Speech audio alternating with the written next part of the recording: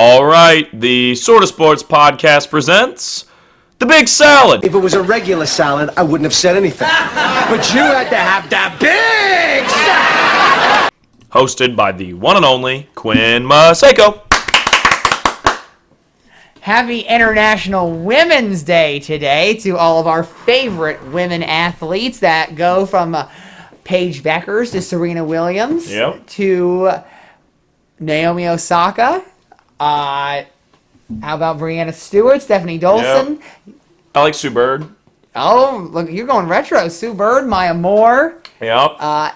Throw in a little late great for Pat Summitt as well. No problem there. But besides celebrating International Women's Day today, in today's episode we review the Batman.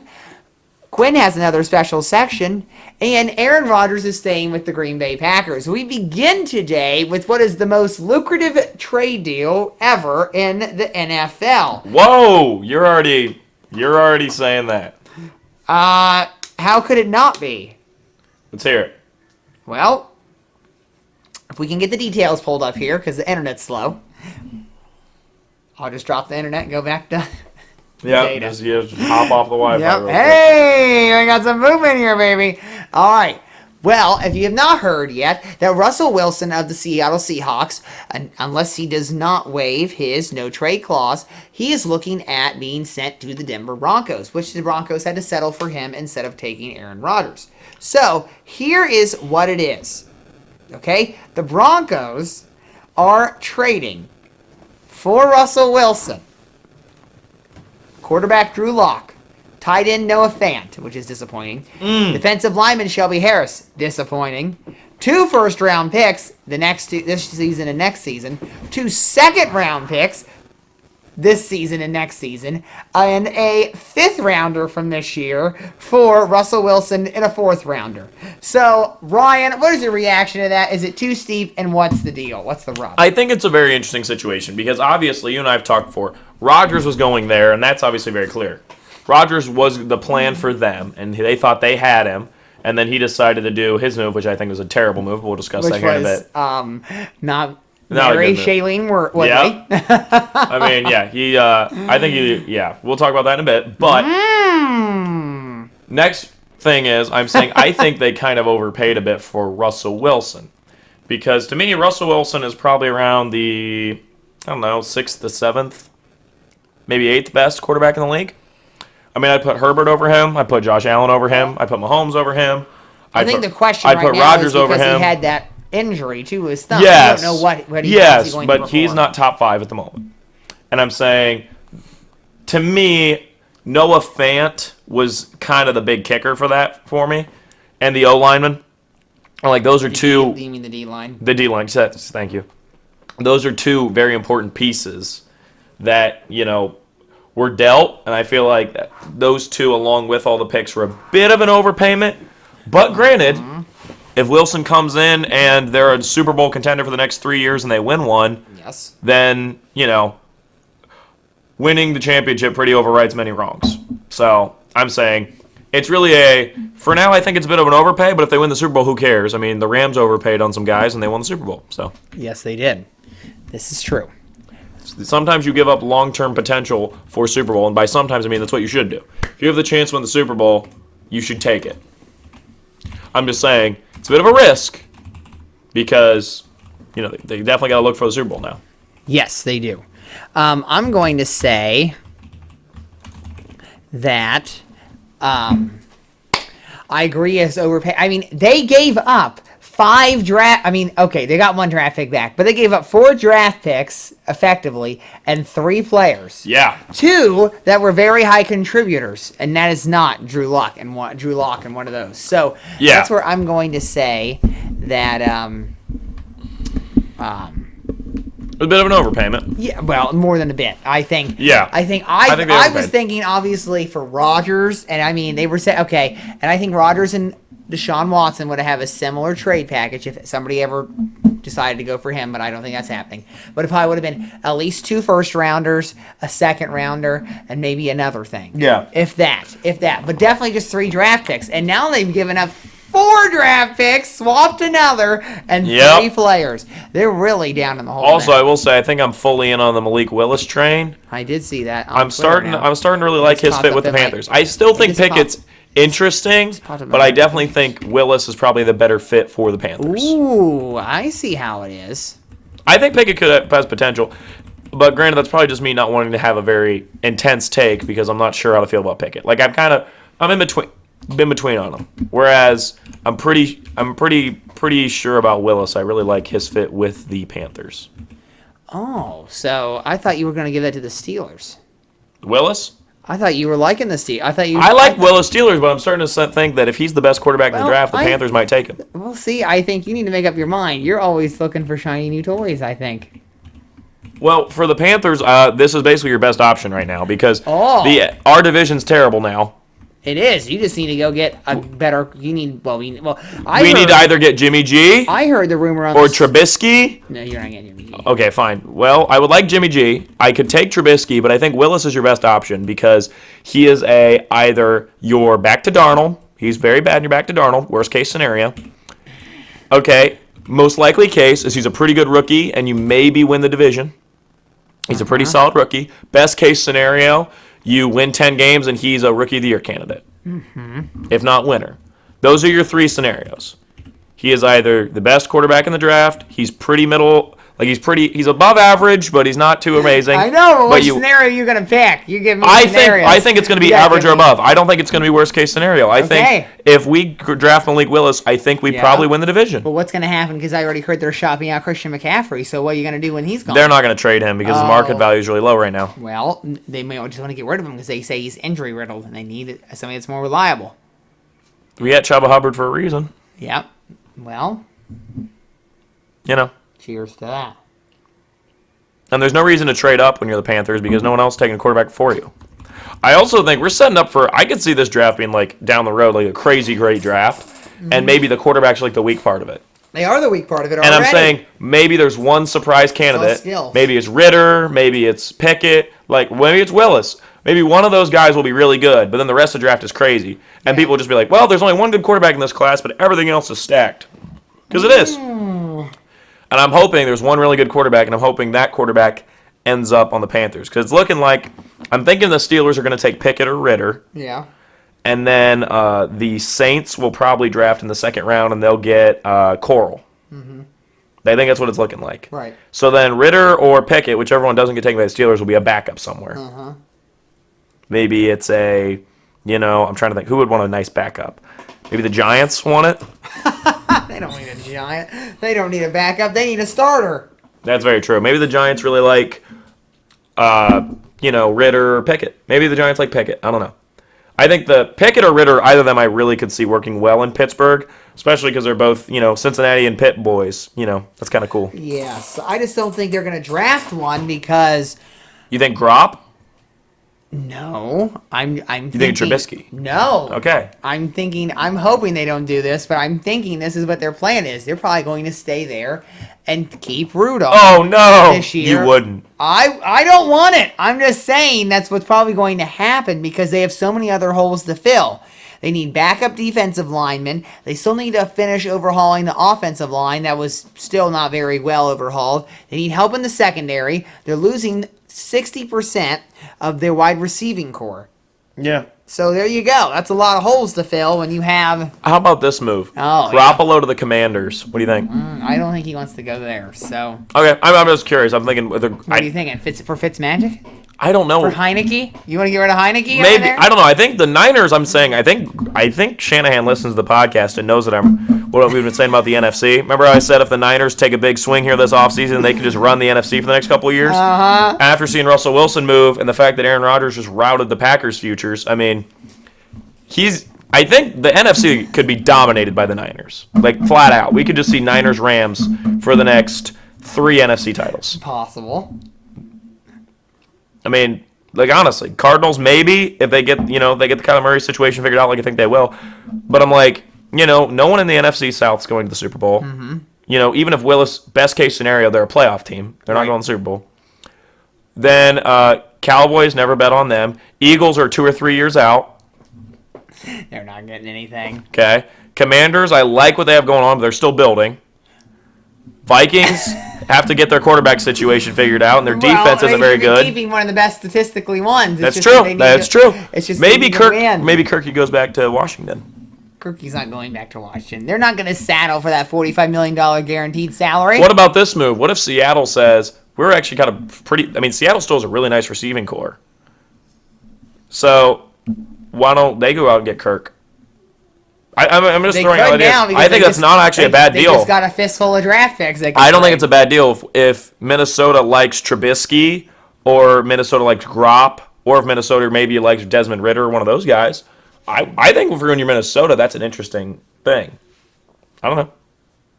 You can get Drew Lock as a backup, and then you can say, hey, Niners, you want Drew Lock as a backup? We'll give you some pieces. You give us Gropp. I think Garoppolo on the Vikings is actually quite a nice fit, or Trubisky. I think either of those. Yeah. Signing Trubisky, I think, would be a really nice move for them. I honestly don't really hate Trubisky. I think Trubisky's actually quite good. I think he's about a 7. Yeah, no, I agree. That's a good rating. I'm like, but if you're the Vikings, that's an average rating. That's why I gave him a 7. Yeah, I know. I'm saying, but if you're the Vikings and you know Kirk's good, but you don't like him enough and you want to change, I think Garoppolo's an amazing option. I think Mitch is a pretty good option. I think drafting is probably your least likely for them. Oh, yes, I agree, too. And I think, they're not signing, but they're not going to just cut Kirk Cousins. You have to trade him. They would trade him to Seattle and then sign Trubisky and then sign Trubisky off the street. You probably wouldn't even get Drew Lock. Like, you'd get pieces. I don't know if you want that. You might just want their draft picks that they just got. Yeah, that's actually what you do. Because really, if you think about give us 2 firsts and a second, and we'll... Really, you could give, you just acquired some of Denver's. You could say, I'll give you both the Denver's that I just got. Yep. And a second that I'm getting from them, too. Yep. And here you go. Yeah. And I just dumped I just took on a $45 million guaranteed salary. Yeah, I can't believe, you and I talked about how the AFC is just so dominant, how the AFC's got all these crazy talented quarterbacks. Mm-hmm. There's another one. Like, the NFC is just wide freaking open. And can we move on to the next thing? Because I've got to take about this one. I know you do. Well, also today, other big news is that Aaron Rodgers has signed a new deal to stay with the Green Bay Packers. So he is not going to the Broncos, Titans, or Steelers, as everybody rumored the last week. So he has signed now a 4-year, $200 million contract that is guaranteed $153 million over those 4 years. And in addition with that, they've also franchise tagged Davante Adams. So Ryan... does this change the Green Bay Packers' relevance atop the NFL by re-signing Rodgers and tagging Adams? I think this is actually, in my opinion, a stupid move because, my friend who's a big Packers fan is like, haha, Al, we got to keep Rodgers. And I said, congratulations on not making the Super Bowl because you're not going to be able to add any good talent. I'm like, Davante's gone after this year. Yes. Because you franchise tagged him, and what money are you going to spend on him? He's the best wide receiver in the league. Well, they're going to restructure Rodgers' deal. Yeah, that's what your best bet. I'm saying the Rodgers thing was this. We talked about it. It's either what matters more to Aaron Rodgers, championships or his own selfishness, right? Mm-hmm. Apparently it was selfishness. He would rather get paid $50 million a year, being paid the highest quarterback in the NFL, than go to a better situation like... I definitely think the Niners would have been an option for him, genuinely. I think he could definitely have worked his way over there. He could have worked his way really in anywhere he wanted. The Titans would have been better than the Packers. The Niners would have been, I think, a perfect situation. The Steelers, I think, are even more enticing. Yet he would rather suck up $50 million a year that they could be spending on the other team. I'm like, this is not what winners do. This is not what somebody that wants to be the greatest player of all time does, in my opinion. Uh-huh. I'm like, I've had people be like, Rodgers might be the best player ever play. And I'm like, yeah, and he's never going to probably win another Super Bowl because he's too caught up in himself. And I think I don't know about caught up in okay. Yeah, he's caught up in himself, yeah. Maybe there's a reason he's gotten 2 failed engagements. He might not, I don't know if this guy's really the best dude. And I'm saying... I think it's a bad move. He just hasn't found the lid for his pot. Yeah, maybe. Well, he's probably it must be some stinky pot. So, I'm saying for the Packers organization, I think it's kind of suicide there because it's like you either lose your back-to-back MVP and have to rebuild your franchise, or you spend all your money on him and know that you're not going to ever get better than what you were last year. Mm-hmm. And you're going to lose key pieces, and you're just going to ride his career out. Uh-huh. So they could have Brett Favre'd him and said walk, but instead they flipped it, and I think they're going to lose. I think they lose the situation. Also, the Jordan Love pick now ages like milk. I don't think he's because never gonna that was your see opportunity. That we already were making fun of that pick, and now it's even worse because that was a first-round pick you could have used in something else, and you were trying to play the long game, and that's part of the reason Aaron Rodgers has now got in this whole situation. Right. And now it's basically strangleheld you because you know that he has the power over you. Yep, and I'm saying I think this is all around the Packers franchise is kind of doomed itself, and I think Rodgers is the man driving that train into doom. So, I don't know if you really drive a train. He's setting up the tracks, laying them all down for them to drive. Okay, well, he's the conductor. And, it's I think it's quite stupid from every direction, and I'm kind of disappointed. I don't really think anybody really benefits from this. Not long term, and that's the problem. He's going to benefit short term. Yeah, he's going to benefit his wallet. Yes, but then after this, he's not going to be able to. The team is not going to be able to afford things. So obviously, if the salary cap, gets raised next year, which we expect it to, especially with them doing more international games. Maybe it raises to 225, let's say. That's not going to completely give you out of a hole. But they were already this year. They were already $45 million over the salary cap for this for 2022 season. Now you've made it worse. Now they've made some room, but they're going to make it. It's not going to be good. And Adams' salary is all guaranteed, that $18 million. Yeah, so and and he's gone after this year. So no matter what you do, it's like you've got a man, you're the best wide receiver by a mile on your team, is walking out at the end of the year. Right. And at some point, team chemistry probably feeds in. I'm like, that's not good for a locker room. Mm-hmm. You got a guy who I don't think, if I'm in the Packers locker room right now, I'm probably not a big Rodgers fan. Because you're like, put your money above what team success. Well, maybe he thinks his money is going to bring the team best success. Yeah, I don't think so. I don't think they're not going to be able to improve. They're going to be a lot of cuts coming. So, that's all I'm going to say. All right, probably on to the most important part of this show. Yep. And it is the movie review of The Batman from Thursday night. So, we hit up Applebee's for dinner. Yes. Yeah, run everybody through the little, what we did before. This is what happened. I was going to get, because this is what I do sometimes. Sometimes I do the chicken tender plate, and sometimes I do 2 appetizers and split the half there and take the other half home. Well, that's what I was going to do, and then Ryan put in an order for spinach artichoke dip. Yep. Yuck. And then she said... You ate some of the salsa, though. No, okay, that's not spinach artichoke dip. If I wouldn't order that spinach artichoke dip, there wouldn't have been salsa there. Oh, great. I'm just saying. Okay, I could have ate the chips plain. I can handle that. Well, there wouldn't have been chips there either. Well... Okay, you ate those chips. Let's hold the phone. It was a 2 for $24. We had to get something. True.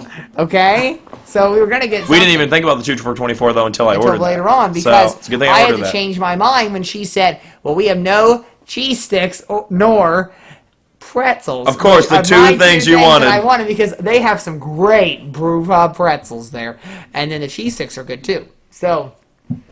I had to change course there. But anyway, got to the movie. You got chicken tenders. I got a burger. You got a burger. And then, so anyway, we go to the movie, blah, blah, blah. Our showing was at 9:30. The theater was not full at all. No, it was a nice dark theater. It was cool to see a movie like this with like a serial killer in it in that theater. We had to sit through 45 minutes of previews. Yes, I kept turning. I'm like, this is still going on. And then, well, you kept mumbling. I could never hear you, so I was okay. Like, okay. You know, the hearing aids turned up enough. They were on the normal setting. You were just talking so quietly. I guess. Well, it's a movie theater. Okay, there wasn't a movie going on. True. So, anyway, we got there. We got popcorn that was barely ate. Well, I was very into the movie, all right? I was very into this movie. I got a Coke Icy. I'm glad that the Rave added that a long time ago. Did you drink that Coke? Did you Yeah, drink the whole Coke? I didn't drink much of it. Look at you! You. Well, here's what's funny is, so I actually went and saw this movie twice. I liked it so much. The next night I told all my buddies, I'm like, all right, we're all going to the theater. So we went to an 8 o'clock showing. And guess what? You still didn't eat any popcorn. No. I ate the whole popcorn then. I drank my entire drink. Because that time I was like, oh, I've seen this, so I could relax a lot more. It was actually, okay. So usually when I watch this is actually a huge compliment to this film. So usually, we're going to get into the nitty-gritty parts in a bit, but right now we're just doing the outsides, right? So usually when I go to a movie theater, and I go to a movie, and I really like it, and I'm like, I got to see this again. The second time I see it... to go see the movie multiple times in the theater. Well, it's because I really like the movie, all right? Okay, well, I like a lot of movies, but I don't want to waste that money, I guess. I just enjoy the theater experience. You enjoy the theater experience. All right, so the first time is usually the best time, and by like a long shot. Second time, it's still pretty good. By the third time, you're kind of like, all right, I probably shouldn't watch this again until it comes out. Okay? And that's how it was with No Way Home. Well, I also had two friends that went to see Mamma Mia, Here I Go Again about 8 times in the theater. So, there you go. Well, you listen to the Batman point, though. So No Way Home I really enjoyed, but I noticed on multiple rewatches, when I watched it 3 times in the span of 5 days, I think it was 3 or 4 days, I was like, you're kind of just waiting around until Tobey Maguire and Andrew Garfield show up. So the first hour of the movie, hour and a half-ish, you're kind of like, just kind of sitting around. This movie was basically just as good the second time. I'm probably going to go see it third time. My mom has yet to see it and stuff, so I'm like... Take her. I got to take the third time. Also, this is not going to be a spoiler-free review. There's no point in us doing that because we want to talk about what happened and what we thought of everything. So, and it's been out for, since the 4th, so it's been 4 days. And by the time I upload this, probably 5 or 6 days. So, Yeah. So, basically, this movie, because of the way it's structured and, the pacing of the movie is immaculate. Like, I agree. this movie is a 3-hour movie that feels about 2 hours. And that's when I noticed I rewatched it. I was like, all right, 3-hour movie, sit down. And I watched it, and it felt like 2 hours again, even though I knew what was going to happen and I knew what was going on.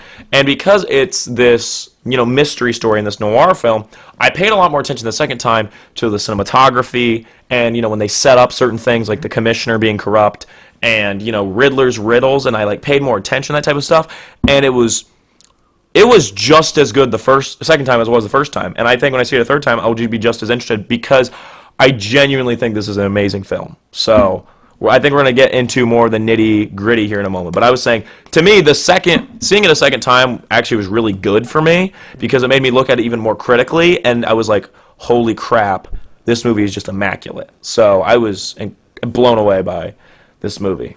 So, all right, Quinn, name some things that stood out to you. What are you doing? Yawning because I'm tired. But anyway, besides my tiredness... Well, first of all, I'm going to say what stood out would be the difference and... Are you okay with that box number right there? What? You okay with that box office number? 269, yeah. Yeah. For opening weekend? That's pretty good. That's pretty good. That's fantastic. Well, I'm saying, I had a conversation with somebody today. It's like, well, it's not going to make No Way Home money because, little kids 5-year-olds could go see No Way Home. Whereas this movie is definitely, it's the darkest Batman movie they've ever made. I mean, there's not a lot of, if I was 8 years old, this movie would definitely rock you. But I'm saying, it's going to make a lot of money, but it's not going to make as much money as No Way Home just because of that. You know what I mean? It's a more adult movie. Mm-hmm. I'm going to say, the one thing I was disappointed in was the Penguin character. Really? We talked about this already. Well, I have to react. Shocked? Okay, don't act that shocked. Sorry. I actually forgot you said that. Let's try this again. Ready? I was really kind of disappointed in the Penguin character. I can't believe this. There we go. And here's why. Because I guess and the only other comparison we can have to Penguin is Batman Returns in '92 with Danny DeVito. It's very, and Burgess Meredith in the 1966 show. Okay, I'm going to say contemporary, and let's just do contemporary movies. Okay? So let's say it's completely... we're going from a dark side Penguin, which I loved, and was physically... The stature was physically... They did Mafia Penguin this one. The last one, they did more Animal Penguin. Yes, which I like the Animal Penguin. I prefer Mafia Penguin, so I really enjoyed this. But see, here's the problem. I thought there was too little of Penguin in this one, too. Well, I needed have more. a bit of a take here, okay? I know you Okay, do. so Colin Farrell, by the way, kills it in this role. Here's what I'm going to say about this movie I thought of, too. Oh. Every single actor in this movie is either giving a good performance or an amazing performance. Ooh. No one is phoning it in. Everyone in this movie is giving a performance that I would like, and another movie would stand out. Mm-hmm. Like, I just think that's what's impressive. But back to the Penguin thing. They are giving Penguin his own HBO Max show. This is true. And I'm really happy they did what I said. They kept him around. When they're forming this trilogy, I think we're going to see the rise of Penguin over multiple movies. So you got to keep in mind, he was behind Falcone in this. He was his right man. Falcone? He was great, by the way. The guy, I can't remember the actor all of a sudden that played Falcone. He was great. I loved his Godfather-esque performance. I thought that was... John Turturro. Yeah, he did really well. I actually really liked that character. I remember that character in Batman Begins, and he was he was just kind of a pretty good mafia boss. In this movie, Don't forget he was also in The Dark Knight as well.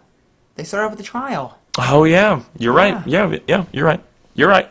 But I'm saying I really like this take on him. This is what I'm saying. I think every character in this movie is like there's an interesting way they did every character. And I'm saying the Penguin thing, I think we're going to see his rise over the next 3 movies to the point in the 3rd movie he's like the boss of Gotham. So I think we're going to see more and more, kind of like the Alfred thing. I think we're going to see more and more Alfred every movie. Yeah, but can I talk about what I loved real quick? Something I was absolutely adored. I haven't even said anything that I loved about, so go ahead. Well, we're doing things that stuck out to us. We'll go back and forth. Oh. And then we'll comment. I thought you were doing critiques first. Oh, we want critiques? Oh, no, go ahead. I don't have a lot of critiques. Oh, well, just go. I didn't have that many either. I just started out with mine. Okay, well, I'm trying to think of something negative. Okay, go. Let me think of something negative. No, just say what your positive thing was. Well, it got me on the topic of Jeffrey Wright as Commissioner Gordon. Now, you know how I felt as soon as it came out of the theater. I'm like, I loved his performance.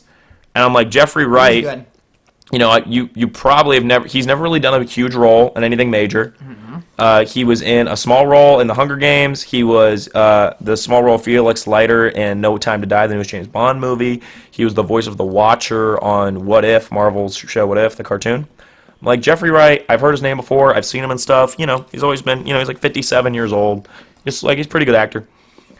This movie, I absolutely loved him. He's probably my favorite Commissioner Gordon, honestly.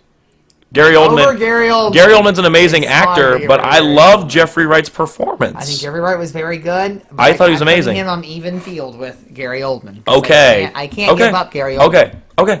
I'm saying I love Gary Oldman's performance, but I loved everything Jeffrey Wright was doing. I think this, and I said this coming out of theater, and this we're going to keep talking about with the movie, I think overall this movie is the most comic accurate Batman movie ever. I'm from a guy who reads Batman comics, and I think they drew a lot of inspiration from the Arkham video games, which are some of the best interpretations of Batman ever. And the fact that they drew from that is great. I think this movie as a whole is kind of... Remember I talked about I wanted to see that fantastical Batman and all that? I still very much think it would be interesting, but after seeing this, I just want more of this. I love this take on the Gotham world. I think it's the most perfect take on Gotham there's ever been. A friend of mine pointed out, he's like, usually in Batman movies, they're like, oh, Gotham's so trashy. Look at these rats running around. He's like, in this movie, they never did that. They showed you with that amazing opening scene with those criminals, and they were looking in the shadows, afraid of Batman. I love that, building like that Batman's like a myth. I thought that was like so interesting. And this movie, I think, is... So the way they portrayed Batman like as a myth and the way he interacts with the city of Gotham. Now Gotham is just so trashy. I mean, the whole story is about, remember we already said the spoilers, is about, corruption in Gotham. And I think no Batman movie has ever gotten that as perfect as this one did, where it's like no matter where you turned, you were like, holy crap, all you guys are pricks. Except Gordon. Like Gordon was like the one guy you could really trust.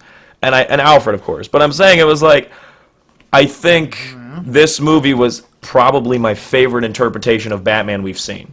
And I just loved everything it did, and we can talk more about it later. Now, on to what you want to say. Sorry. The Gordon thing was a larger part of that. I love Jeffrey Wright as Gordon. I just want to see more of him. I was so happy the way they did it. It was almost like a kind of like a buddy cop. Like he was like the sidekick almost to Pattinson in this detective noir film. Like he Somewhat. was... I mean, we went from 60% Alfred, 40% Commissioner Gordon in the Dark Knight trilogy to like 80% Gordon 20% Well, yes, Alfred. but Alfred was marginalized because he was in the hospital. Yeah, and I thought, you know what I also thought of? And we didn't see a lot of Alfred, but I think that was almost on purpose It might because be. they wanted you to think he could actually die. Because if he was in a lot, you're like, oh, they're not going to kill Alfred. But he was Can't do that because- he wasn't in it so much that I almost believed it. I know. And I think that was part of what the trick was. And I actually really liked Andy Serkis as Alfred. Michael Caine's the best. I'm not going to argue. But I'm saying I liked... What do you mean you didn't like it? What did you say before? You said, I don't think Michael Caine's that great of an Alfred. I never said that. I did not say that. He did not say he was, your favorite or your best.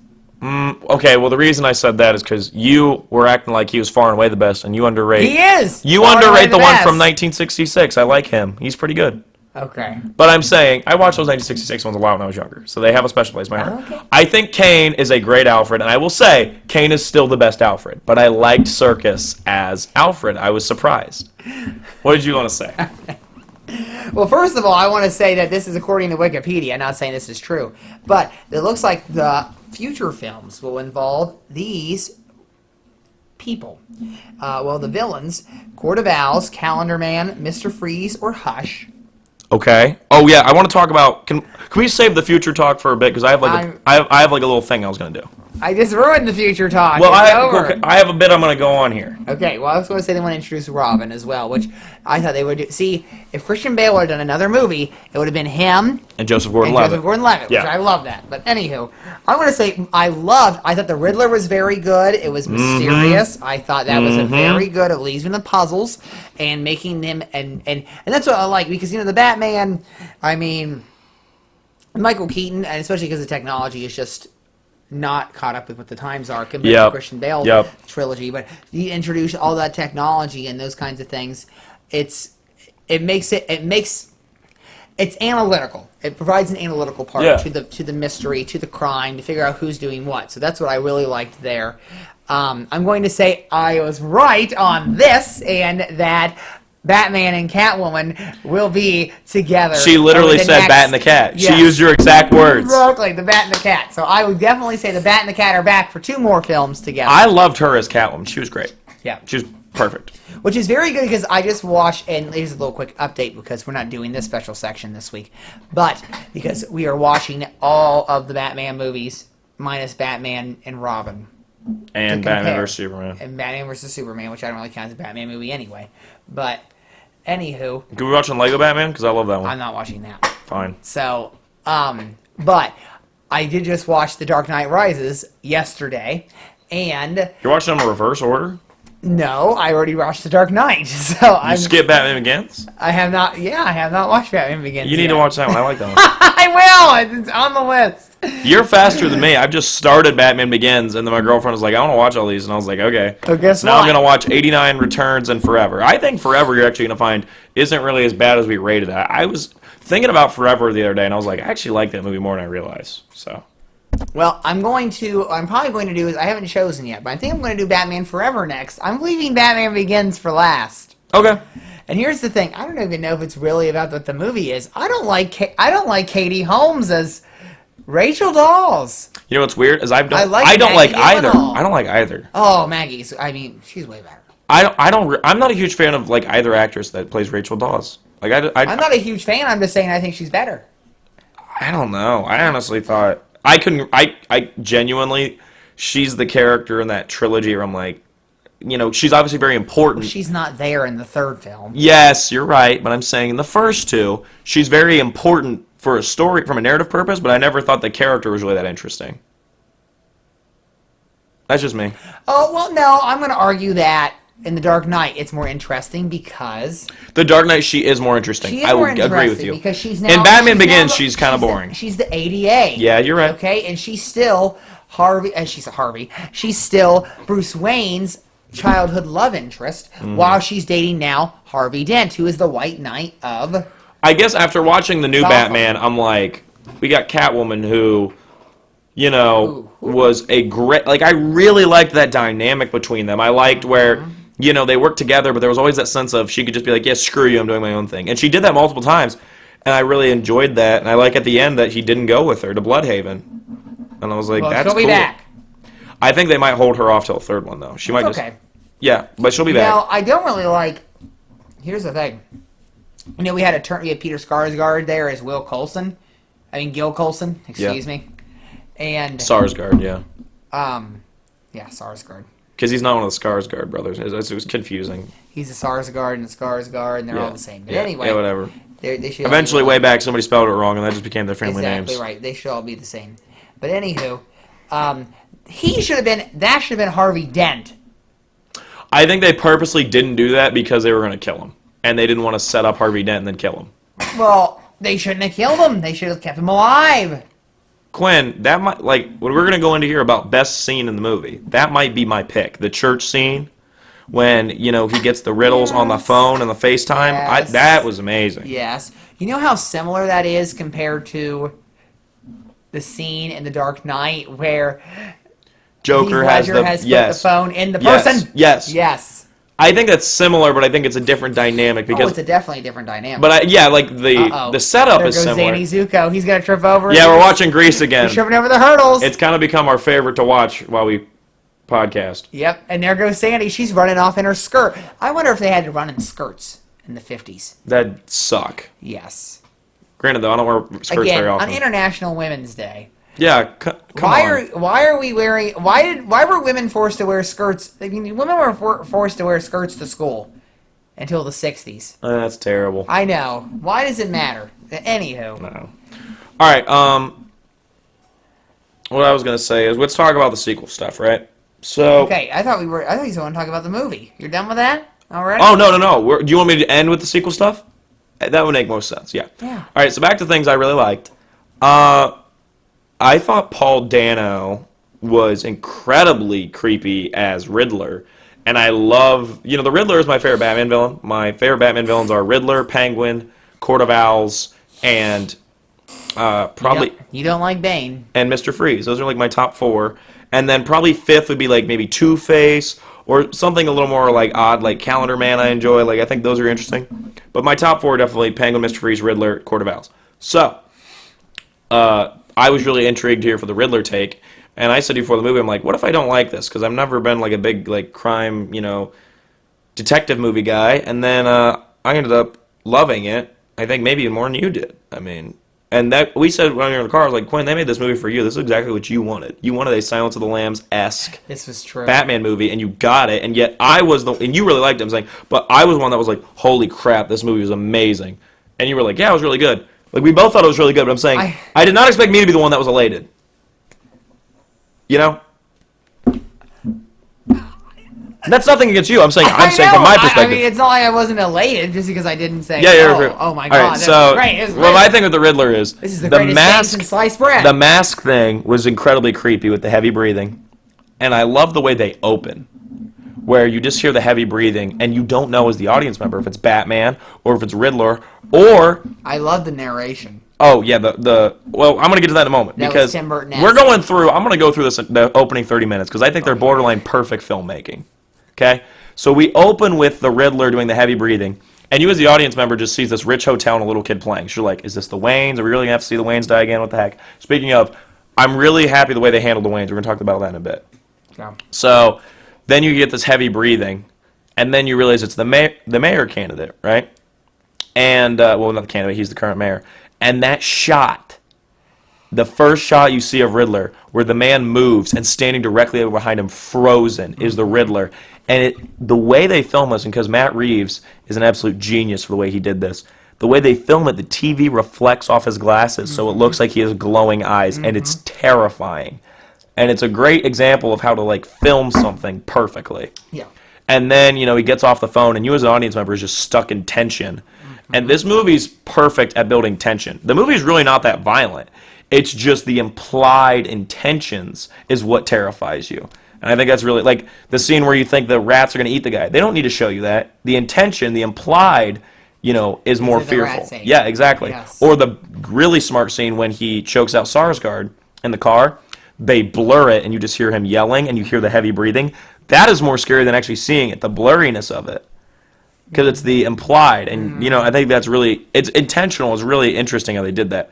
So then after you get this great opening scene, you then kick it to a narration of Batman with Something in the Way from Nirvana playing, which was a perfect song choice for this movie. I really liked that. And then, we get that incredible, like, kind of mini montage of the criminals fearing Batman. Then you see Batman in a suit, which I love how they did the boots in this. Like, when he walks in, you can hear it. I agree. And the way they portrayed everybody fears him. Also, I liked Batman's gadgets in this. He's only been Batman for, 2 years. Really, the only gadgets he has is the grapple hook, which he uses a lot to, pull people's legs from underneath them. Also, a callback to 1966 when he did the grapple hook and ran down the building. Yes. That was great. Mm-hmm. And then what I think might be the most genius add to Batman's gadget collection ever is that contact that's a camera, because that just automatically gives you a reason for him to walk around crime scenes and look at stuff. It's a perfect thing for a Detective Batman movie. I thought that was genius by Matt Reeves. I loved that. That was genius. And then the way they used it with Catwoman, that was absolutely genius work right there. So then we get that scene, and then there was something right after. Is that when he meets up with... And then, then we go to the crime scene, and I love the way they portrayed Batman there. They immediately set up, the police don't trust him, except Gordon. And the way Pattinson walks around, and he doesn't have to say much. The movie's very quiet. Mm-hmm. There's not, a ton of dialogue, and, you'll go, 3 or 4 minutes without hardly anything being said, because Batman with Pattinson's best thing about his acting is his face. That's the thing he's best at, is using... And I think, for example... DiCaprio's best thing in acting is emotion. He can bring emotion to a scene. Christian Bale is disappearing into a character. Pattinson is his eyes and his mouth and the way he can make use his face to make you understand what he's thinking. Mm-hmm. And I think that's perfect for Batman because he's in a mask. So he uses his face to give you the idea of what he's thinking, and that's his special ability with Pattinson that I think made him perfect for Batman. Mm-hmm. And also, I don't know what you think about the suit. I love the suit. I think the suit was very good. I think the suit might be the best suit. Yes. I think it's the best suit. I have to agree. And the way it makes Pattinson's eyes pop, that's purposeful. They know he has that great facial work. Mm-hmm. And so then after we get the scene with that, then we see Batman ride back to the Batcave, talk to Alfred, and go through his footage. Yes. That period of 30 minutes is perfect. And I think that is when I was like, okay, I'm in. Let's see where this movie goes. And I think... Yep. Don't worry, folks. I wasn't already in for the movie because I was already there. Oh, stop. You know what I mean. I was like, that was the point I was like, holy crap, this is going to be incredible. And from then on, I think, I noticed on a rewatch, you don't go 3 minutes without something interesting happening. Whether it's a character moment. There's really only 4 big action points. And they're almost all in the last hour. Mm-hmm. And those are pretty much the stuff they put in the trailer for the action-based trailer. Mm-hmm. But I'm saying it's every 3 minutes some interesting character point happens, or you see the next riddle, or he interacts with Catwoman or Penguin, and it's every 3 minutes something interesting has happened, and I was like, holy crap, that's why this movie is so well paced, is that there's no wasted time. Everything has a purpose, and you're interested in everything, and I think that's what makes it such an amazing movie. And I'm going to do the take here. I've been holding it in too long. I am willing to say, with one movie, that Pattinson is the best Batman. I'm willing to put it in there. You're willing to put it in there already? I think he kills it. Now, I understand the complaints about his Bruce Wayne, where it's I like it when Bruce Wayne's more like the Bale thing, where he acts all fake and, rich playboy in public, but in reality he's not that way. I'm I like that too. Pattinson was already interviewed about that. Yeah, and he's saying it's because he's early on. He's an early on Batman. He's still not over it. Yes. And, I mean, we're going to get to the end of the movie here in a moment. But I'm saying Pattinson, we're going to see over the course of these next 2 movies, Batman, I think we're going to see more of that other side of Bruce Wayne, the false persona he's going to start having. And I think this movie, I like how we didn't get an origin story, but they set up a lot of stuff that's interesting, and they developed it. I mean, this movie is, to me, I think the title The Batman was perfect for it, because this is, in my opinion, the first Batman movie where he wasn't overshadowed by a villain. That Batman wasn't? Yeah, I mean, every Batman movie that's great, he's overshadowed by a great villain. Think about it. Batman Returns, biggest thing you remember are Catwoman and Penguin. Catwoman and Penguin. The first Batman 89. Joker. Dark Knight. That was Joker. intentional too. Yeah, I know it is, but I'm saying Dark Knight, Joker. I mean, every single great Batman film is great because the villain. At least eliminated right there that Batman Begins wasn't a good film because he wasn't overshadowed. I think Ra's al Ghul kind of does overshadow him. I'll disagree. Okay, Scarecrow is not okay. I think Batman mean, Begins. Batman- I like Batman Begins, but Batman dominates the storyline in Dark Knight Rises.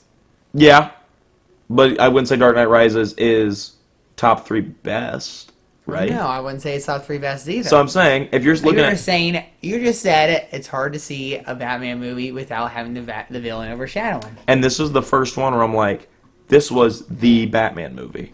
This movie, this is borderline a first-person narrative.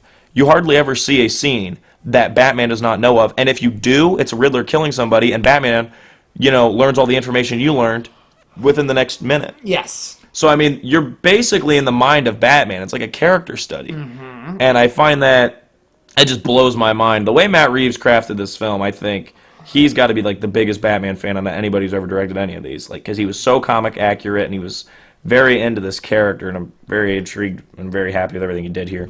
And I'm saying with Batman and the point of view thing, I think the title The Batman's perfect like that because, in any other situation, I think the Riddler is the number one thing people come out of here talking about. Because that character was incredibly played by Paul Dano. He was creepy. And when he was unmasked, how he was almost more creepy because he didn't look grotesque. He just looked like a normal guy. And when he sang in that Arkham scene, and it becomes clear to you that he thinks him and Batman are almost working together and how insane he is for that. And you realize that he kind of did play Batman when you think about it. And, bring him into the light and he snipes him. That was genius. I love the way they did that. Mm-hmm. And then when he blows up everything at the end, like, Riddler was always one step ahead of Batman, whether Batman knew it or not. And I found that incredibly interesting. And in any other situation, that's what people are talking about post this movie. But it's the fact that this movie is all about the Batman and it builds his mythos and him and Gordon's interactions. And I think one of my favorite scenes in the entire movie has to be the scene in the police station when Batman is captured. Mm-hmm. And Gordon tells him not to pull the mask off him. Then Batman blows up and starts punching cops. And the guy who's in charge there is like, I got you under arrest for, assaulting an officer. And he's like, you got me for assaulting 3. And you're like, whoa, Batman, calm down. And Gordon's like, what's the matter with you? Let me speak to him alone. And everybody leaves. And he's like, we got to get you out of here. Mm-hmm. And this was the biggest scene that I keep going back to with Gordon, where I'm like, I just love Jeffrey Wright as Gordon. And they're talking, and Batman's pointing out these cops that he knows that are, corrupt. Mm-hmm. And then Gordon's like, well, you can just punch me in the face. And, and then he just clocks Gordon and escapes using the grapple hook. It's an amazing scene. Then he gets in his wingsuit, which I liked how it looked like a real, kind of glide suit. And then the fact that he hit his head and failed with it shows that this Batman's still learning. He is Batman, but he's only 2 years in. Right. And I liked that element of it, and I think this movie, to me, is the first Batman movie. I'm like, the Batman was the most interesting character in the movie, and that's incredible. I mean, I've had some people say to me, why are you saying Pattinson's so great? He didn't really do much. Like, when does he have to have emotion and stuff? I'm like, I thought there are scenes with him where he has to have all the levity of the scene, and he carries it. Mm-hmm. I think people are underrating his performance, and I loved what he did here. I think, my cousin Marlo is a big fan of more artsy films, and she told me, she's like, I'm actually kind of upset that Pattinson did this because I think he's so good that now he's going to have the Leonardo DiCaprio deal where whatever movie he does now is just going to be a huge, big budget, really well-made movie. He will just be able to do whatever movie he wants, and he will only take roles that he thinks are interesting. Mm-hmm. And he's like, now he's just going to be a stratosphere guy. I'm like, yeah, I mean, I think Pattinson, after this movie, is going to be talked about as some of the best actors in the world. I think he really kills it, and he's going to get some great roles after this. What do you have to say? Well, nothing like that, so there you go. I got a lot more to say. I've really been thinking on this. I know. I haven't been thinking about it because I'm sticking short and sweet to the point. For me. Well, I got something else to ask then. What did you think of the ending? The last 40 minutes. So after we capture Falcone, and you think the movie's over for a moment, and then Riddler has one last trick up his sleeve. What'd you think of that? And also, we discussed in the car, clarify for everybody that Riddler does not know Batman's identity. Because there's a scene. I know. And he says, Bruce Wayne. And there's a moment where you're like, oh crap, he knows his identity. And they want you to think that, but it's a twist because he's actually saying that because he's obsessed with the fact that was the one target he missed was Bruce Wayne. And that was, Yes. there's been some theories online that, no, he He does know also- he's playing Batman. I'm like, no, I don't think Riddler knows. But he also witnessed Bruce Wayne's life because Riddler was an orphan as well at the same time. Since as we're on the Bruce topic, Wayne. do we want to discuss what they did with Thomas and Martha Wayne? That's your topic, not mine. Oh, I really found that interesting. I really liked that take where they didn't say Thomas and Martha Wayne were secretly dirtbags. No. They didn't do that at all. But they weren't white knights either. They were good people that were put in a bad, well, at least Thomas we know was a good person, that was put in a bad situation and made a bad decision, and he suffered the consequences, and Falcone took advantage of him and killed him. And I'm like, I think that's really interesting, but here's the thing. I love that they didn't say, yep, Falcone killed him, and Falcone, when he got captured, went, I should have killed Bruce Wayne, like when I killed his parents. I'm glad they didn't do that, because I like the fact that it's open-ended, because the whole point of this movie is the fact that Batman has to let that go and stop being vengeful and be a symbol of hope. And the scene at the last 40 minutes to me, I think really ties it all together, because if you take the first 2 hours, you have a great Batman movie, but I don't think it even scrapes, like starts coming into reaching of The Dark Knight. But when they do the last 40 minutes and they tie it all together with vengeance and how this whole movie, that the vengeance is Batman's whole theme. And then when you see the guy that you saw earlier at the funeral scene, who was just a little bit character being upset about how he never liked the mayor, and he was the guy with the Riddler that they pull the mask off of, and he says, I'm vengeance, and it hits you. There's that line where basically, there's all these Riddler, fans, which also, the Riddler being like a Twitch streamer that has followers, that is literally like terrifying, because there's a part of you that's like, oh crap, this is actually, like, this could happen. That's mind-boggling. But when they do that at the end, when they're in the big arena, and the last guy Batman tackles, they pull off his mask, and he says, they go, who is this guy? And he says, I'm vengeance. That hits you in the gut, because you're like, oh, and you can just see on Pattinson's face, he's like, oh no. And it finally, you as the audience member realize, just as Batman does, why I think it's an incredible character study POV movie, is you both essentially realize at the exact same moment that vengeance is, it doesn't change anything. Like, at the beginning of the movie, he says, crime's up, everything's up, I don't know if I'm even doing the right thing. And that's it, is he needs to be a symbol of hope. He's like, fear isn't what drives people to do better. Fear is what, makes people figure out how to get around it, whereas hope makes people do better. And that was, I thought, an incredibly interesting and a genius, I think, move for the movie. And I'm like, that to me propelled it to Dark Knight and this basically neck and neck for me. And I thought, basically, my biggest review I can give, if you want me to do my tweet level review, ready? Was this. I thought The Dark Knight would always be the greatest superhero film and never be topped. The Batman changed that theory. Because I'm like, this movie is within, like, distance of it. And I'm like, Christopher Nolan's my favorite director ever, keep in mind. And this movie, I think, is right up there with it. And I'm thinking, holy crap, they had to film this with Pattinson getting COVID twice. And, they had to pause filming multiple times. Can you imagine what they're going to do in the second and third one? I'm like, we could be in for the greatest Batman trilogy, or greatest superhero trilogy, period, with this. And that just blows my mind. It's over your Spider-Man. That's the problem. What? It's over your Spider-Man. Well, I think this kind of as much Spider-Man's my favorite superhero easily, but I think this kind of confirms that Batman will probably eternally be the best superhero character for media, right? Like the best superhero, because you can interpret him. You can well, I'm saying the best superhero for a narrative. You can interpret him so many ways, and he is very. I keep using the word interesting, and I don't want to use it again. I'm saying he is a very deep character that you can develop a lot of different ways. Whereas Spider-Man, you're not going to do a dark take on Spider-Man. That's not going to work with the way he's written. Batman, you can do a lot of different versions of, and it still works. And I think, because he's very human. Yeah. And I think that's what makes Batman work. And do you want me to go into my sequel thing? Sure, go ahead. All right. Are you entertained by this, or are you just tired of me going on and on? You just keep going. All right, well, I had a lot to say. So, let's move over into also, quick thing, the cinematography. Movie was shot by the same guy who shot Dune, so no wonder it looks gorgeous. I think it's probably already over for the Sort of Sports Podcast Awards of 2022, the Sort of Sportys. I'm thinking that's what I'm going to call them, the Sort of Sportys. You like that? Don't choke on your drink. Don't choke on the water from that one, the Sort of Sportys. I think the Sort of Sportys might already be over, though, for 2022. This might have just rocked it. I mean, this movie's incredible. So... well, let's remember, it's just March. I know that, but I'm like, looking at my movies, I'm like, okay, Indiana Jones 5 got delayed again. So we got Doctor Strange Multiverse. Also, wait, I have a little more to say. You knew it was going to be like this. I have to give out all my thoughts. I think another reason this movie worked so much for me is because I've made it clear that I'm sick of like this Marvel formulaic feel to everything, and this movie completely breaks that. I mean, you look at all the actors in this movie.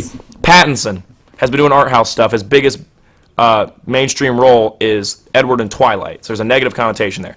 Zoe Kravitz, always been incredibly talented, never gotten a big role like this. Jeffrey Wright, overlooked and shouldn't have been. He's amazing in this. Colin Farrell, I've never been a big Colin Farrell guy. I don't think, really anybody's like, oh man, Colin Farrell, best actor. You know what I mean? And then Paul Dano, never done a huge role like this. So your movie is hinging on all these people who usually you would not. And then Matt Reeves, the guy who's done 2 really good Planet of the Apes movies that people overlook, which, granted, even I overlooked. I actually don't even watch it. I've heard that, that they're pretty underrated. Cloverfield, I actually didn't watch either, but You've never seen Cloverfield? no, I watched like half of it on TV, and You better get it together. I know it's real. I know it's supposed to be really good. The found footage. And 10 Cloverfield Lane. He didn't make that one. He only made the first one. Who did?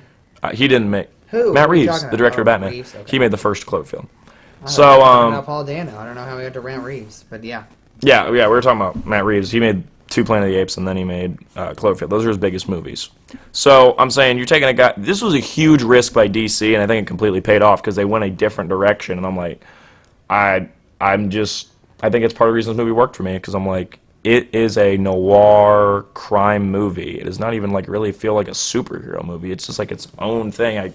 It's got its very distinct tone. It's got a very distinct vibe. I really love the way it feels. I mean, there's not a lot of other movies like it. While I love The Dark Knight, it still kind of looks and feels like a normal action movie. This movie does not. It really doesn't. And I love that about it, that it feels so different. And I think, no matter how cool, No Way Home is, I love No Way Home for everything it does for me from a story and writing perspective. It doesn't have the perfect cinematography of this. It doesn't have that amazing costuming and lighting. And it doesn't have, well, the soundtrack's actually pretty great on No Way Home, too. The score's pretty great. But, because it's the same guy, Michael Giacchino or something like that, he absolutely kills it on this. I mean, the Batman theme in this is absolutely amazing, which is crazy because Batman movies always have crazy good music, and they killed it. So I'm saying, while I love No Way Home, I keep comparing them because these are like 2 of the biggest superhero movies. They'll probably go down as 2 of the biggest superhero movies like ever. I mean, these are both huge for the 2 biggest superheroes in the world, Spider-Man and Batman. And, Spider-Man being my favorite, this movie just really worked for me because as much as I love that Spider-Man movie, it does still feel like an MCU movie, and all the MCU movies kind of feel the same, whereas this movie feels like no other movie ever, not just a DC movie, just any movie. So that really blew my mind. I really liked that about this movie. Talking about the sequels real quick, I really like the idea of them doing a subtitle pre, so like it'd be like Fear the Batman, blank the Batman, blank the Batman. Does that make sense? I like that really well, instead of doing The Batman 2, The Batman 3, or The Batman blank. Okay, it's not going to be that. I think blank the Batman is kind of cool. Putting the subtitle first. Like Fear the Batman, sweet title.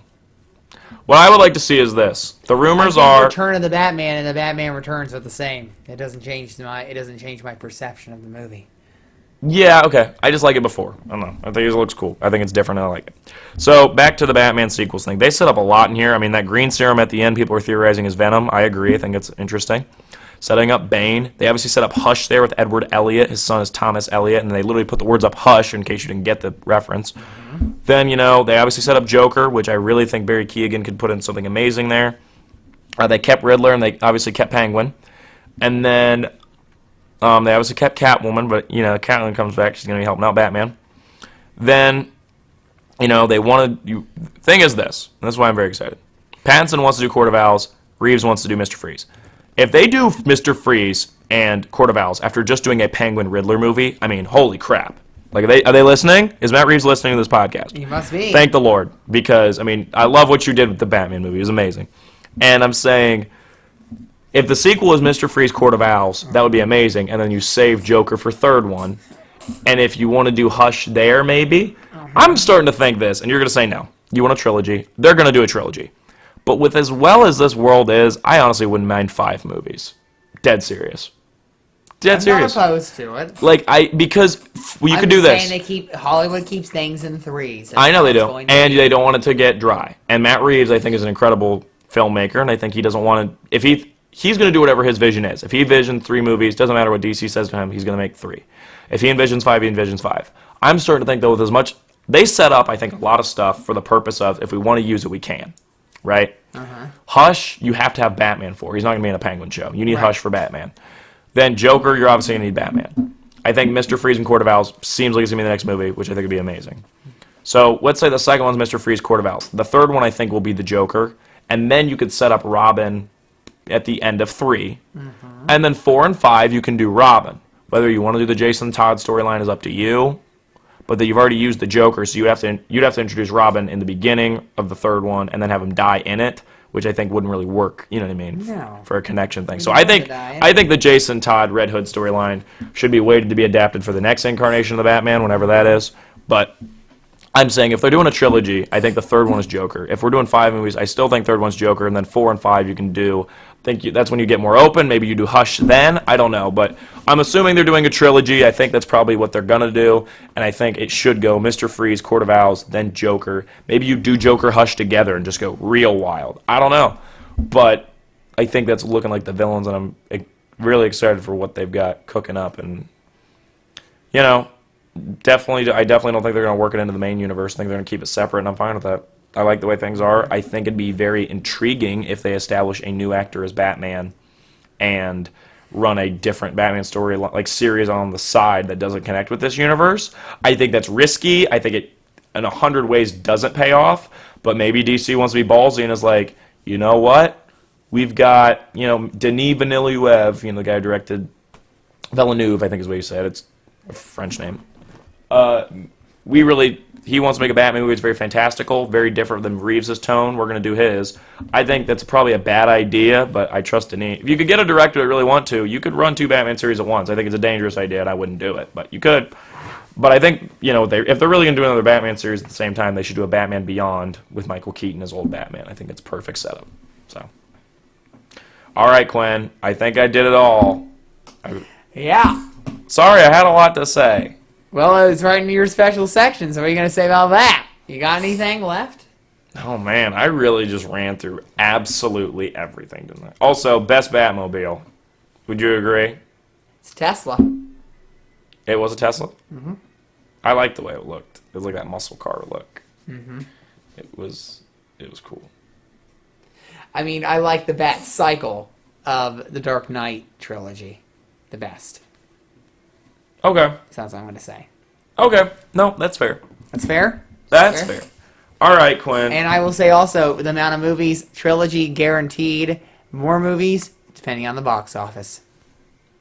What do you mean? Oh, you're saying... Depending I don't think on the Reeves... money. That's what I'm saying. I don't think Reeves cares about that. I think Reeves would say, I'm Reeves doing doesn't 5. make the movies. I mean, he makes the movies. He doesn't If Reeves says, sponsor I the will only movies. make 3, they can't make him do 5. Well, no, I know that, but maybe let's just say it's an open-ended deal. Mm-hmm. Okay, it's up to Warner Brothers. Mm. And if Warner Brothers says no, this is not making enough money, we're moving on. This budget was $200 million. That's a lot of money. Yeah. True. I don't know where all that's going. Cinematography? Maybe? It's a lot of technology, stunts. It was stunt heavy, yeah. Set. You also filmed internationally. You were in London filming. Yeah. So that's, you got to think, costs go there. You got to travel. People got to, Did you notice, I just saw this too, when we never see Gotham during the day. I like that. It was nocturnal. I did like that. And you did not let's remember this. Let's just remember this quote. Okay. I don't want a dark movie. And I changed my mind. You changed your mind. No, here's what I think interesting about this movie. I honestly, if you would have told me what was going to happen in this movie, I didn't think I'd like it. We were sitting there at the theater. I said, Quinn, I don't think I'm going to like this. I know. And I said, Ryan, if you're backing out now, I'm forcing you to stay in here. And then I ended up just absolutely adoring the movie. Exactly. I don't know why you're so concerned. I can't believe, how much I loved it. You were very concerned. I was. I got, real worried. I was like, crap. Yeah. All right, Quinn. For my special section. Uh-huh. Stretch my back real quick. Sorry, I went on a long time about that Batman. Well, I thought we would do a superhero-themed thing, okay? Okay. So we're going to do a little game that I'm making up off the cuff Oh. called Casting Calls. Oh. So Quinn Masego here has been calling for a Super Friends-esque Justice League film. I have. So let's say The Flash, played by Ezra Miller, runs back, comes back, and everything is different. We're going to keep Aquaman the same. We're going to keep Flash the same. We're going to keep Wonder Woman the same. We're keeping Batman the same. Well, no, because that's his own little thing. You're going to keep Ben Affleck. They're not being. No, we're firing Ben Affleck and we're hiring Pattinson. But they're not going to bring him into the main universe. So I'm saying I know you're in this theory, and I don't believe. They're not. You think they're going to bring him in? Honestly. Why? Why would they not? Because they What's don't. paying the bills? Pattinson. Then why They don't want to touch that perfect creation. They don't want to touch it. No, you add him in. I don't think they will. I genuinely don't They're think. not doing anything. He with might have a. Justice League He in the might have next a. 10 years anyway. He might have a cameo. All right. Well, do you want to do the thing or not? You want to play the game or We're not? playing the game. Just All play right. the game. What's the rules? So they hired Quinn Masego. They said, Quinn, we need you to hire a new Superman, a new Batman, and you get to pick 2 characters of your choice and pick their actors. Hold it. I only get 7? Listen. I don't like that answer. Wrong. Well, you've already got 3 there. Justice League is supposed to be 7. That's like the thing. No. Quinn, I'm only giving you. You get 2. I You want get 2 11. picks of yours. I want 11. I'm not letting you do that. Yes, you're giving You're me gonna pick 5 people and actors just off the cuff with no preparation. No, I'm not. So I'm just, then, how are you How do you want 11 when you can't even do it? I know you can't do it right now. I can't even do 3 right now. I can't even do 1. So look, where you're gonna pick your Superman, Yes. then you pick your Batman. We're keeping. Okay, they're not gonna do that. That's the whole point of the game. Is you got to pick somebody. You got to pick somebody. All right. All right. Okay. Well, if I can't take. Okay, I'm firing Affleck, and I will be hiring Michael Keaton. I don't give a damn. You just going old Batman. I'm going old because I'm not gonna stand for some other losers. Okay. Okay. Okay, I think it's fine. I have my. I think. Trying to look it up. Oh, that's his name. I think I have my John Superman. Glenn? I know who John Glenn is. No, stop it. Stop it. Stop it. Stop it. You don't know who John Glenn Powell. He plays John Glenn in Hidden Figures. He is going to be my Superman. Okay. I think he's got that very. I'm sorry. I'm keeping Henry Cavill. Well, yeah, the whole point is you have to recast it, Quinn. I just recast it with the same cast. You can't do that. That's cheating. Okay. You're cheating my That's what I game. wanted. That's Cheating my game. This is what I wanted, though. Well, Henry Cavill doesn't want to do it anymore. I think they said. Oh crap! There was something I read. Never mind. I can't remember now. All right, Quinn. I'm probably not going to change. I'm probably going to keep the people that are there. You gonna bring in the twins from Super Friends? No. Okay, here's the group. All right. All right. We keep the core. Yep. Superman. Okay. Batman and Robin. Okay. Wonder Woman. Okay. Aquaman. Okay. Okay, we're bringing in Okay. the Flash. Okay. Green Lantern. Okay. Hawkman. Mm-hmm. Apache Chief. They've already set up Hawkman in the new Yes. Black Adam movie. I'm throwing Apache Chief in there. Okay. Black Vulcan. Okay. And Samurai. I just realized something that we should have done, and I feel dumb. We're changing the special section. This just hit me.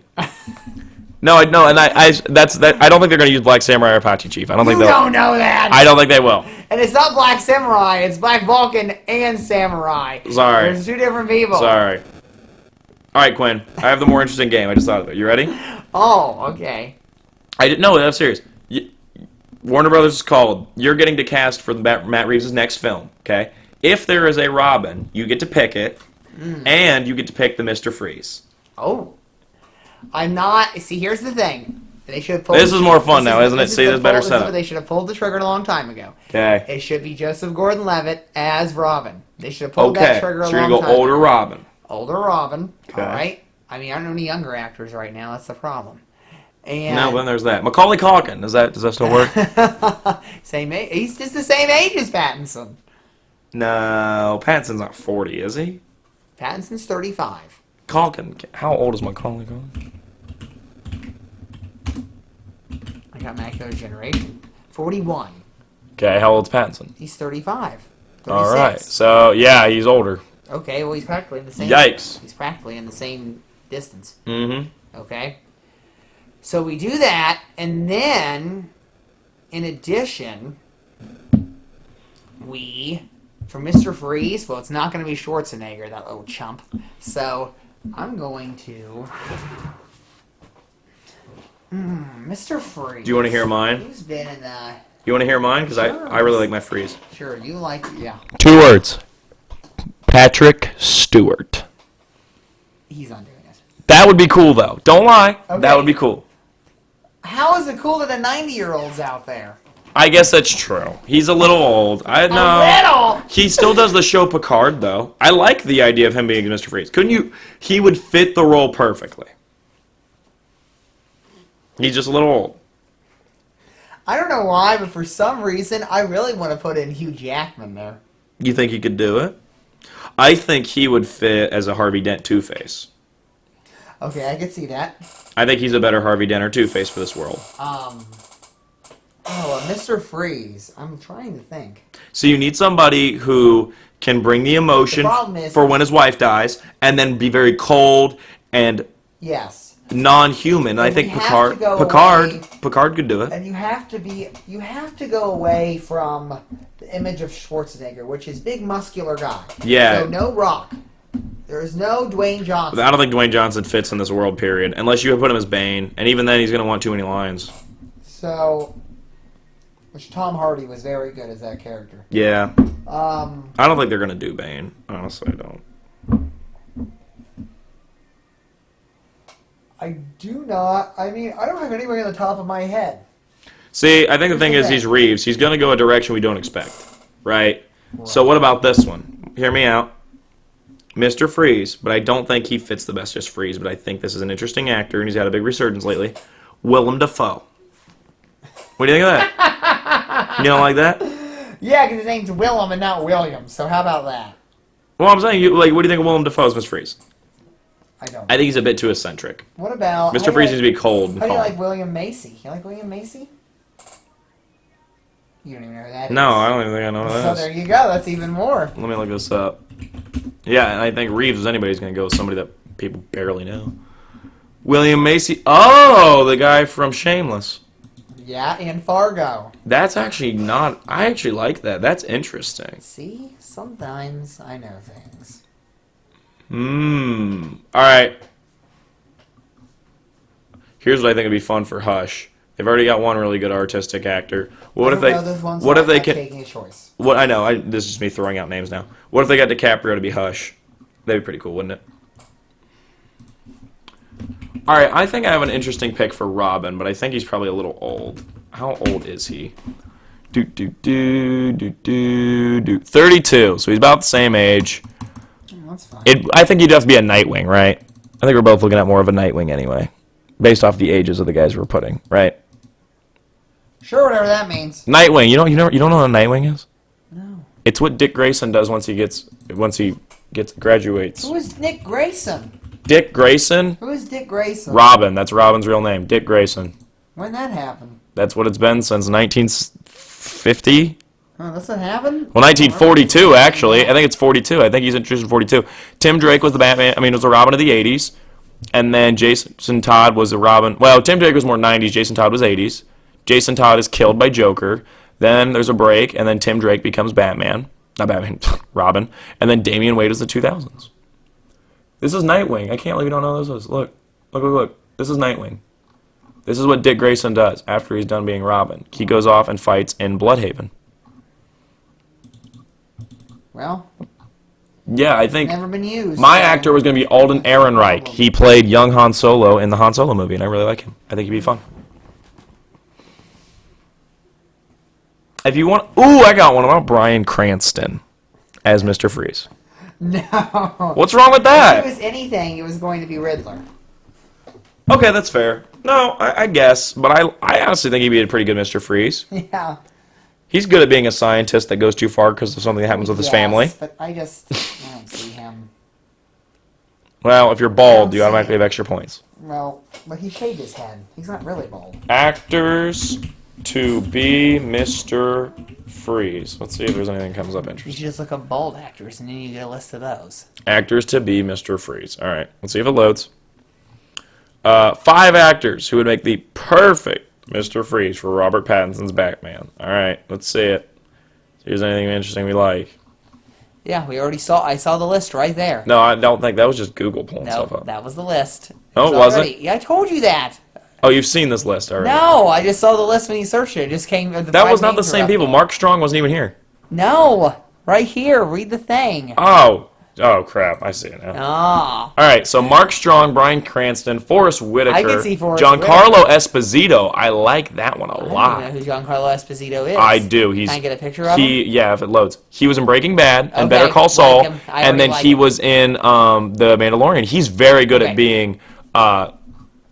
Not that guy. No, not that guy. Not Tobin Bell or Tobin Bell. I don't know how you say it. Okay. No, I like either. He's Saul. I don't want Saul. Giancarlo Esposito. I really like Esposito, Giancarlo excuse me. Esposito. And then Forrest Whitaker, I'm not into. I could see him as a character though. Yeah, me too. I could see him as a character in the universe. I don't think he's bad. I don't think he's Mr. Freeze. Cranston, I'm glad's on here. I think Cranston's a really good pick. I don't like Mark Strong. I've never been a big Mark Strong guy. So, I don't even know who Mark Strong is, but I know Mark Weak. well, yes, this is Mark Strong. But I think Giancarlo Esposito or Bryan Cranston would be awesome. But I'm really into the Esposito pick. I think that would be genius. All right, Quinn. For my special section, just kind of goofed around for a bit of fun casting stuff. It's your turn. Okay, it's my turn? Alright. Well, last week, we did some Jeopardy on Big Ten Geography. Yeah? Well, guess what? We got some more this week, just for you. Oh, I boy. think you're going to like this one. All right. Let's hear it. Because, well, I'm going to like it because it's historical. Oh, boy. But that's me. Here we go. Oh, boy. Presidential rhyme time. Presidential rhyme time, 400, please. Gerald's bladed weapons. You got an answer for that? Gerald's bladed weapons. So, like, what would my answer be? Like, Ford? It's presidential rhyme time, so it's 2 words that rhyme. Ford swords. Maureen.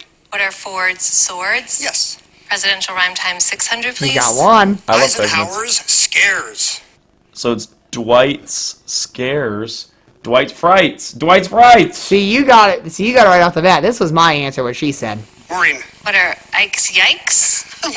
We'll take His that. nick- I think we were thinking. His nickname's Ike. Yeah, but that's why I actually pretty thinking good. Ike's yikes. That's pretty good, actually. Yeah, though. and even You'd say Ken says Dwight's that. frights, but I like Ike's All right, yikes. thank you, Ken. Presidential rhyme time, 200, please. Ulysses' This week's angry episode. tirades. Grant's rants. Clay, what is Grant's rants? You got it. Presidential rhyme time 800. You better at rhymes and Jimmy's geography. official founding documents. I couldn't get this one. Official founding documents. So it's Jimmy Carter. Carter's charters. Yes! See, I got Carter's barters. What are Carter's charters? Correct. And finish presidential rhyme time for 1,000, please. William Howard's vertical gold mine passages. Okay, William Howard. William Howard. Come on, I was sweeping this category. I know, you're was not doing sweeping Wait, anymore. go. William Howard. William Henry Harrison, I know. What? Why are you flicking your hand? What does that mean?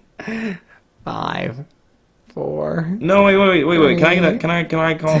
Give me a moment. Stop. 30 or William full. Henry Harrison. 30 or full. Gold mine passages. I don't know. William Howard. Are you sure? Wait, Taft's shafts. Yes! Margaret. What are Taft's shafts? Yes! It hit me at the last moment. yeah, I thought well, of it you got- at the buzzer. Call me plenty Chris. of time. Call me Chris Jenkins. Not Chris Jenkins. Was it Chris Jenkins? Is that the guy who did it for Villanova? Was it him? I think it was Chris Jenkins. Call me Chris Jenkins at the buzzer. It is. Play this. is. What is it? Not this magic moment. This One shining magic moment. One shining moment. Play it. That was me. There it is. I swept Jeopardy. Kick them all off. It's my show. You should apply. Oh, I would get They used to do destroyed. they used to do Kids Jeopardy. Really? Kids Jeopardy, yeah. I only have a couple more months of eligibility. Well, that's okay, because guess what? They do college, so that's all right. Oh boy. Get there. All right. Happy time, people. Happy 60th birthday this past Thursday, Jackie Joyner Kersee. Jackie Joyner Kersee is one of the greatest Olympians of all time, as she is regarded for winning winning 6 different medals. She appeared in 4 different Olympics. First, in 1984 at Los Angeles, winning the silver medal in the heptathlon. And at 1988 in Seoul, she had gold medals in the long jump and the heptathlon. And 1992 in Barcelona, a gold medal in the heptathlon and a bronze medal in the long jump. And again in 96, she repeated in Atlanta her bronze medal in the long jump. And Jackie Joyner-Kersee has a long family heritage of being involved in Olympic track and field. She married her track coach, Bob Kersee, who coached several successful Olympian runners and sprinters, brother to Olympian Al Joyner, who won the gold medal in the triple jump at the 1984 Los Angeles Olympics, and her late sister-in-law, Olympian Florence Griffith Joyner, who won 3 gold medals and 2 silver medals at the 1984 Los Angeles Olympics and 1988 Seoul Olympics, and the 100-meter 200-meter, 4x100 meter relay, and 4x400 meter relay. History lesson, kids. Anything to say about Jackie Joyner-Kersee? No, you gave me the history lesson. I appreciate it. Oh, see? International Women's Day. Sometimes I do my job. Happy anniversary to 2 things. 39 years ago to Terry Bradshaw. Terry Bradshaw had ended the 1982 NFL season with an injured elbow. And at this point, Terry Bradshaw had to check into a Louisiana hospital to get this surgery when he was back home. He checked in under the alias Thomas Brady for that minor elbow surgery prior to his final season in 1983. Only one can believe that Terry Bradshaw, the first TB12, was foreshadowing to another TB12 That's that was wild. going to go on. Tom Brady, who played for the Patriots. Not only did Terry Bradshaw foreshadow that, but he foreshadowed to his career in that next season. He never played a game until the end of the season, where he came in, he threw 2 passes, felt a pop in his elbow, and he knew he was done. His NFL career was toast. But also, this happened this week, 37 years ago. We Are the World, one of the greatest, most touching, and worldwide listened to songs, was produced and given up. Not produced, but I would say, I don't even know what to say. Out in the medium, I guess. How do you say that? I mean specifically. But 37 years ago, that opening by Lionel Richie, now, isn't it? It is one of my. It is a very great song. I mean, it just it touches the world in a time of crisis, and obviously that was during the famine of Ethiopia. So that's where it's something that, you know, anytime it comes out, anytime a worldwide tragedy comes out, it's something that is always played. All right. Anything else? Anything to say about Terry Bradshaw or We Are the World? I think Brady's better than him. I think I have to restate that every time you bring him up. Well, the first TB12 won 4 Super Bowls and didn't lose one.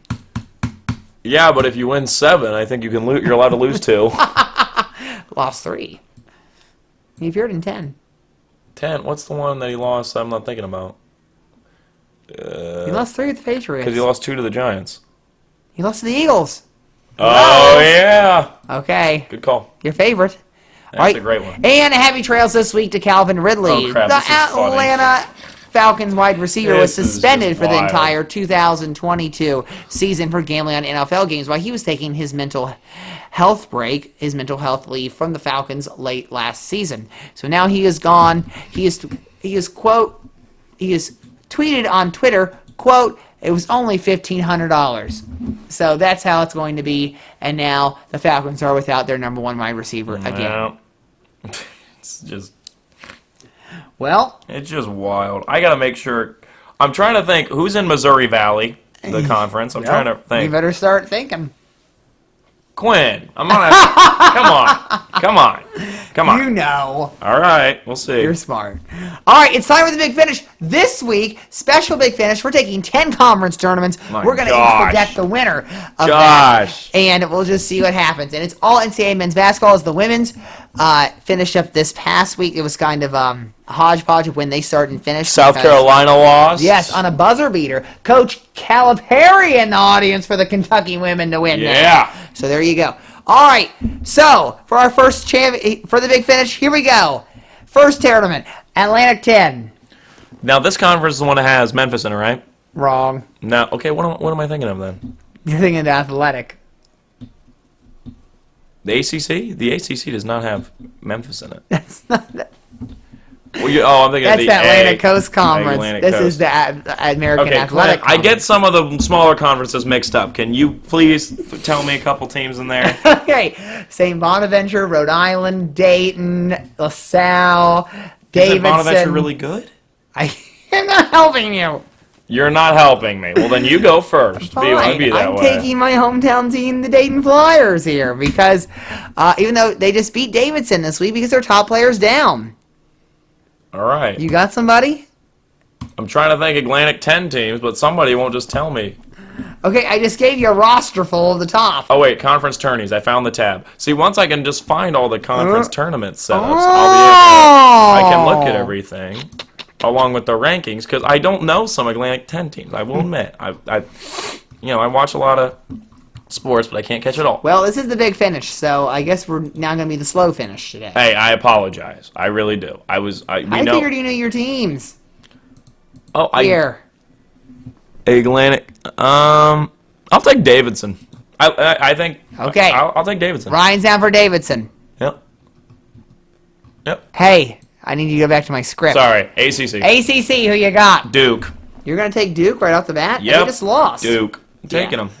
Look at you. I'm not going to take Duke. I'm taking I'm going to take I'm taking Notre Dame for some reason, just to Okay, throw it that's a out bad there. pick. All right, Big Ten. That's a tough one because I could see Michigan going on a bit of a stretch here. You know? Yeah, I'm saying they're usually good in the tournament. I think Michigan State's always tough with Izzo. I think Wisconsin's definitely cooking something. I'm going to go Illinois. Okay, I'm taking Wisconsin, so that's good enough for me. All right. Big 12. I'm trying to think here. Should I go Baylor? Just go chalk? I'll go Kansas. It's chalk either way. Oh, they're ranked. Well, but I'm saying Baylor's ranked above them. I know, but they have the similar Yeah, they have record. the same record. I'm taking Kansas. I like Kansas better. All right, I'm going to take a dark horse here. I'm taking Texas Tech. Okay, you do that. Okay. They've had some runs in the past. They have some runs about the past, but not with Chris Beard not at the helm. The Big East, who you got? Providence. They've been rolling. Okay, but they played less games. I'm going to take Villanova. That's not a bad pick. I mean, that's kind of my ballsy pick. And then the Ivy League. Who you got in the Ivy League? I'm going to wait for you to pull up the League. standings See, on here's your the thing. phone. The Ivy League never used to have a conference tournament until now. Looks like Princeton's been rolling. I guess I'll go. I'll take Yale. Take the rival. I'm taking the Princeton. And by the way, their rival is Harvard. I thought they were all rivals in the Ivy League. Okay, maybe they are. I don't know. I don't know. All right, the Missouri Valley. I haven't went to the Ivy League school in a couple of years. Oh, you haven't. I always pick them for an upset. Ivy League. I mean, not. Missouri Valley. Who See, even won't you're move. confused about the Missouri No, Valley I won't schools. even load. I already had my pick. I already know. Who? You pick somebody. I'll go Loyola. I'm going Drake. I'm going to take Drake. Okay. Well, All right. You know what they say. The Pac-12. All part of God's plan. Pac-12. Okay. Do I want to take It's a joke. It was a Drake. I know it was. That's why I'm giving you the because Why is that? I don't know. I don't know. What does that mean? I don't know what it means. I'm going to go Arizona here. They have a very good offense. They're a fast-paced team. I like the way they play. I think they're going to be good in tournament time, too. I'm rooting for USC here. I'm going to take the Trojans. Well, Evan Mobley's All on the right. ladder. SEC. Auburn. Right off the bat, no Kentucky. I'm Nope, taking. Auburn. I'm going to take. See, for some reason, I'm taking these dark horses because it never works out for the top seed. I'm going to go with Arkansas. Yeah, I'm taking all right. Arkansas because I Okay. like Musselman. Okay. All right, and in the WCC, they're playing the championship tonight. This is very simple: Gonzaga or St. Mary's. Who you taking? Zaga. You taking the Zags? Yeah. Yep. Well, they're up 10 right now, so I'm taking the Zags too. Sorry for the slow finish. All right. Any thank yous? Pretty obvious. I'll just thank everybody who worked on the Batman film, and I hope that the next one within the next 2 to 3 years. I really don't want to wait 5. So I really enjoyed it. don't want to wait Can 5. we give the final scores out of 10? On what? The Batman. Oh, out of 10, I'm taking a 9. That's what you said in the car. I'm gonna say 10. Well, I gave out 2 10s last year. It's got an 80. It was Dune and Spider-Man, and then this year we've already got a 10, and we're only in March, so Well, let's see what there's happens. only 86% rating on Rotten Tomatoes, so my 9 remains in You line. have to go back so you can watch the whole dance number. Quinn. Yes, All right, I'll we get it do. rewinded. All right. Thank you for listening. Next week, March Madness practice for both sexes. We'll see you then. This is Quinn Masako speaking for the Big Salad Podcast, a Ryan Klinger production. Please note that portions of this podcast were edited before the final cut was produced, and this episode was recorded on March 8th.